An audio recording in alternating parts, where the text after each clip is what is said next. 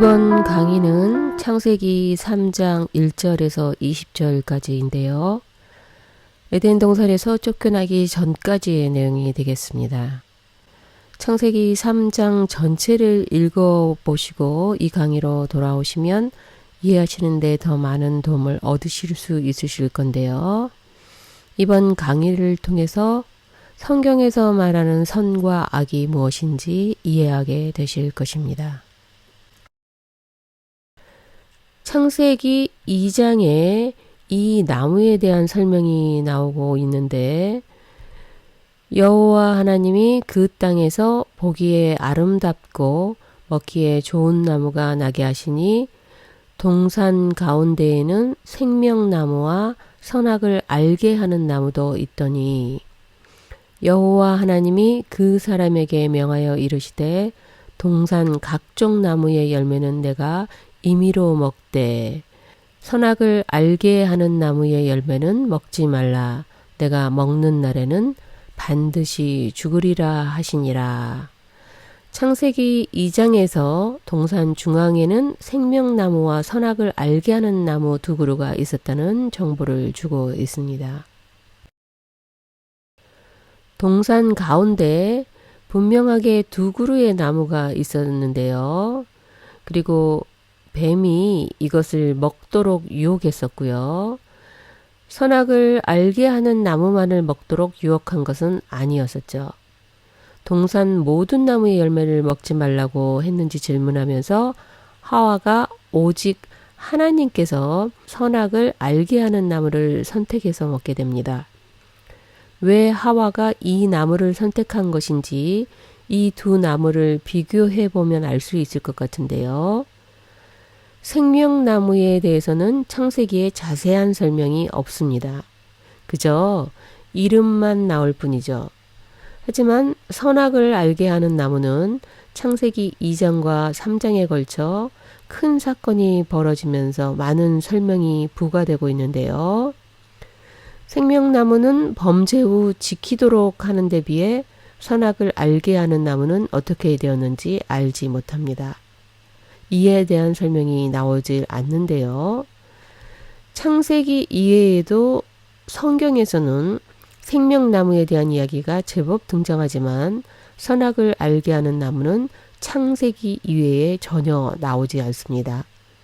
이렇게 비교해 보시니 어떠신가요? 이 둘이 서로 반대되는 성향을 가지고 있다는 것을 발견할 수 있는데요. 창세기 3장 6절에 보면 여자가 그 나무를 본즉 먹음직하고 보암직도 하고 지혜롭게 할 만큼 탐스럽기도 한 나무인지라 여자가 그 열매를 따먹고 자기와 함께 있는 남편에게도 주매 그도 먹은지라. 그런데 아담과 하와는 두 그루 중에서 선악을 알게 하는 나무의 열매만 먹는데요. 왜 생명나무 열매를 먼저 탐하지 않았을까요? 이 땅에서 영원히 살고 싶어하는 사람은 많지 않습니다.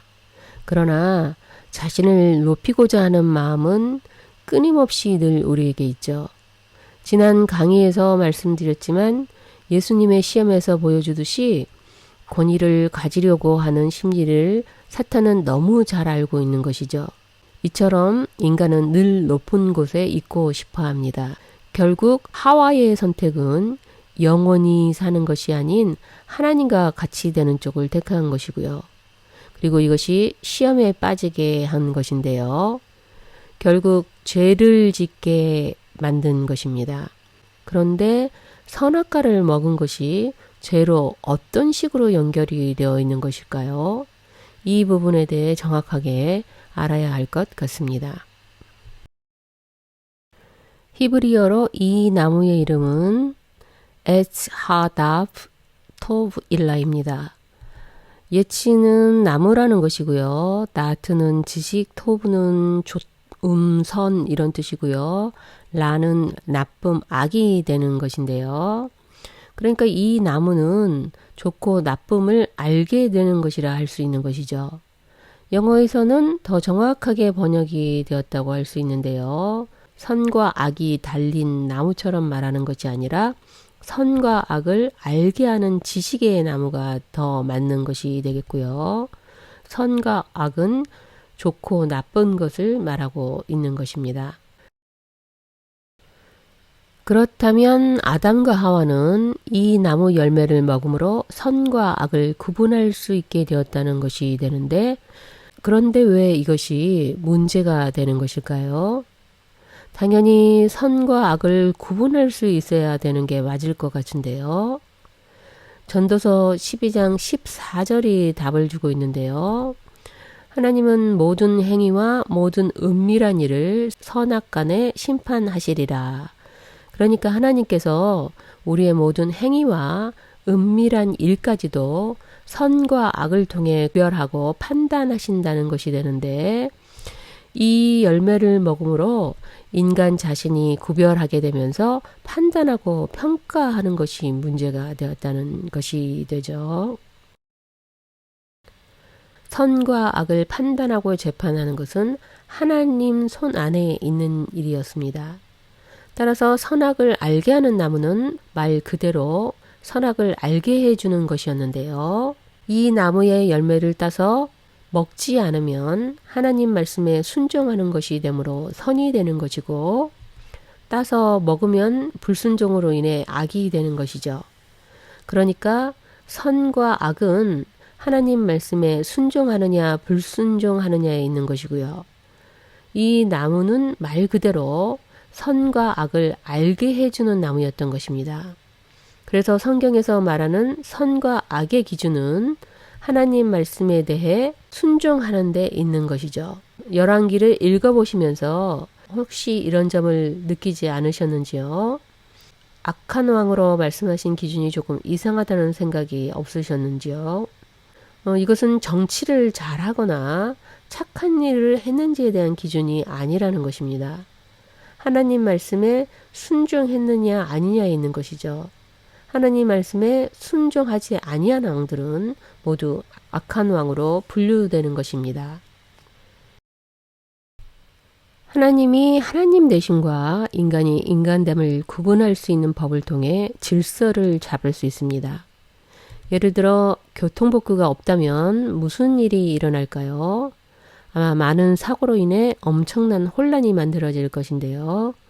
따라서 이러한 사고를 피하기 위해서는 반드시 법이 있어야 하는 것이죠. 하나님께서 에덴 동산을 만드신 후에 아담에게 동산을 관리할 수 있는 권한과 함께 모든 만물을 다스리게 하셨습니다. 그렇다면 이 관계에 있어서도 질서를 따라 정리가 잘 되었죠. 이제 문제는 하나님과 아담과의 관계에 있어서 어떻게 질서를 만들 것인가가 남았을 텐데요. 이것을 위해 만드신 것이 바로 선악을 알게 하는 나무였던 것입니다. 이 나무에 대한 규정은 먹지 말라는 하나님의 말씀이 되는 것이고요.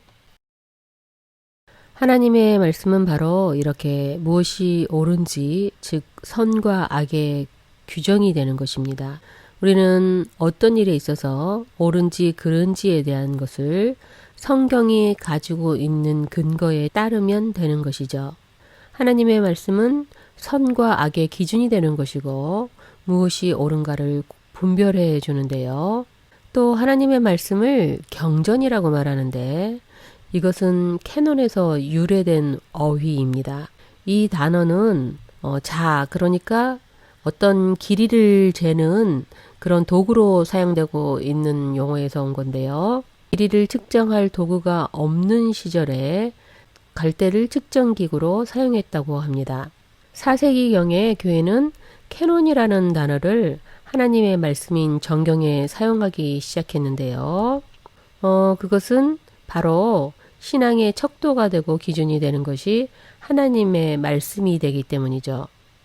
성경을 바이블이라고 하는데 이 의미는 사실 단순합니다. 헬라어 비블로스에서 만들어진 것으로 파피루스에 기록된 것들을 모아서 묶어 놓았다는 뜻의 복수형으로 라틴어의 비블리아에서 영어의 바이블이 된 것이죠. 사실 엄밀히 따지면 캐논이 훨씬 더 정확한 의미를 담고 있다고 할 수 있는데요.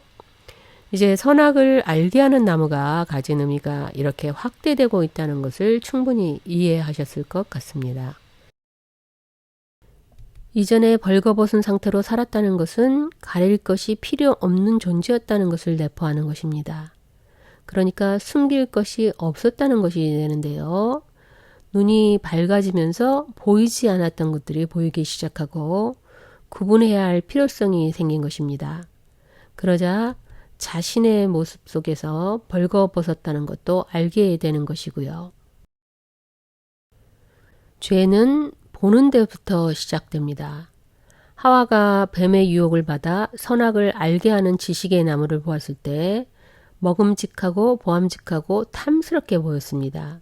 이처럼 보기 시작하면서 또 남을 의식하면서 자신을 드러내려고 할 때 유혹은 시작되는데요.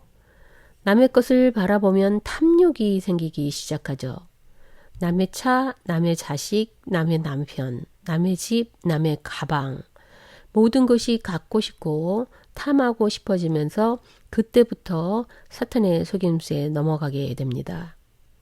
나의 눈이 하나님보다 남의 것을 보기 시작할 때 죄는 시작된다고 할 수 있죠.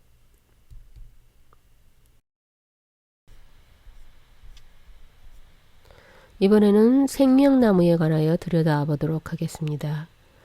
여호와 하나님이 이르시되 보라 이 사람이 선악을 아는 일에 우리 중 하나같이 되었으니 그가 그의 손을 들어 생명나무 열매도 따먹고 영생할까 하노라 하시고 생명나무는 이 구조를 통해 영생과 관련이 깊다는 것을 알 수 있었는데요. 이같이 하나님이 그 사람을 쫓아내시고 에덴 동산 동쪽에 그룹들과 두루 도는 불칼을 두어 생명나무의 길을 지키게 하시니라. 에덴 동산에서 쫓겨난 이후 생명나무의 길을 지켜 출입을 못하도록 만듭니다. 이렇게 한 이유는 이 나무의 열매를 먹지 못하게 하려고 한 것이겠죠. 반드시 죽으리라고 말씀하셨기 때문에 생명나무를 지켜 영원히 살 수 없도록 하신 것입니다. 생명나무는 영원히 살 수 있도록 해주는 나무입니다. 그래서 이 나무는 마지막 때까지 지키고 보호하고 있다는 것이 성경에 그대로 보여지는데요. 창세기 3장을 시작으로 해서 잠언을 통해 삶 속에서의 생명나무의 의미를 말해준 뒤에 마지막 요한계시록 22장에 다시 등장하여 낙원에 있다는 사실까지 우리에게 알려줍니다. 선악을 알게 하는 나무는 창세기 3장 이후로 사라진 것과는 달리 이처럼 생명나무는 끝까지 보존되고 지켜진 것으로 보여지는데요. 낙원에 있기 때문에 영원히 거할 곳에 있는 나무가 될 것이고요. 그러니까 생명나무는 영원한 나무라고 할 수 있을 것 같습니다. 이 생명나무에는 놀라운 사실이 숨겨져 있는데요. 히브리어로 나무는 예츠라고 합니다. 그런데 히브리어에서는 이 글자가 나무, 즉 트리라는 뜻도 있지만 그냥 나무 조각을 뜻하는 우드라는 뜻도 있습니다. 그러니까 생명나무도 되지만 그냥 죽은 나무 조각이라는 뜻도 가지고 있다는 것이죠. 그런데 헬라어에서는 살아있는 나무는 테트론이라는 단어를 사용합니다. 죽은 나무는 클론을 사용하죠. 그러면서 이 단어가 십자가를 의미하기도 하는데요. 사도행전 13장 29절에 보시면 클론이라는 글자가 나오고요. 우리말로 나무로 번역되어 있지만 나무에서 내려다가 무덤에 두었으니 그러니까 이 나무는 트리를 말하는 것이 아니라 십자가를 뜻하는 것입니다. 베드로전서 2장 24절에도 보시면 친히 나무에 달려 그 몸으로 우리 죄를 담당하셨으니 이 나무가 십자가라는 것도 알 수 있죠. 요한계시록 22장 19절 말씀인데요. 이 두루마리에 기록된 생명나무와 여기서도 보시면 역시 클론이 사용되고 있는 게 보이시죠? 생명나무는 이처럼 나무 토막으로 만들어진 십자가를 의미하기도 하는데요. 선악을 알게 하는 지식의 나무를 따먹고 그들은 하나님의 말씀에 순종하고 경외하는 것이 선이라는 것을 알게 되었지만 이미 불순종해버린 그들은 숨어야 했고 영원히 살 수 없게 되었습니다. 그러나 하나님은 생명나무 되신 예수님을 통해 다시 영원히 살 수 있도록 허락해 주신 것이죠. 이처럼 생명나무는 놀라운 하나님의 능력을 보여주는 나무인 것입니다. 뱀이 가장 먼저 벌을 받게 되는데요. 이제 저주받은 뱀은 배로 기어다니게 되었죠. 사실 가축이나 짐승 중에서 배로 이동하는 것은 없는 것 같습니다. 물론 지렁이나 달팽이 이런 것들이 있을 수 있는데 이들의 이동 거리는 길지 않죠. 뱀은 넓게 이동하기 때문에 제법 빠른 속도로 움직일 수도 있고 다리처럼 배를 사용하는데요. 또 뱀에게는 종신토록 흙을 먹어야 하는 벌이 내려졌는데 여기서 흙은 아파르, 그러니까 먼지가 되는 것입니다.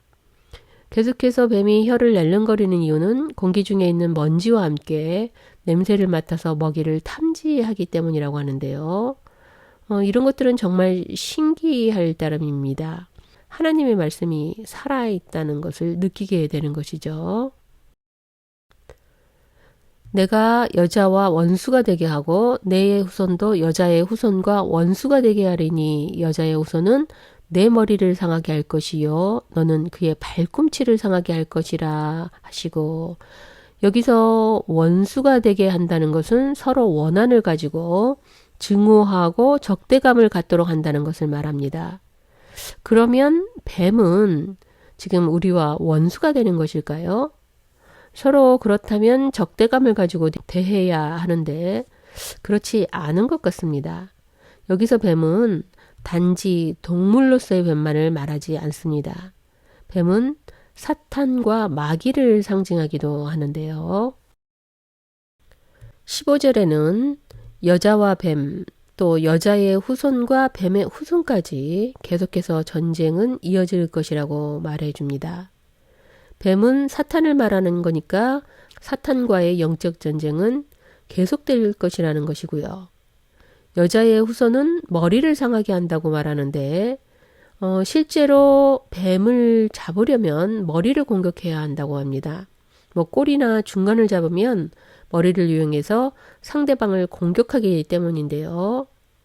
여기서 상하게 하다라는 것은 멍들게 하다, 짓누르다, 뭉개다, 부수는 것을 말하기 때문에 여자의 후손이 머리를 상하게 한다는 것은 뭉개서 부셔버리는 전투에서의 승리를 말하는 것이 되겠고요.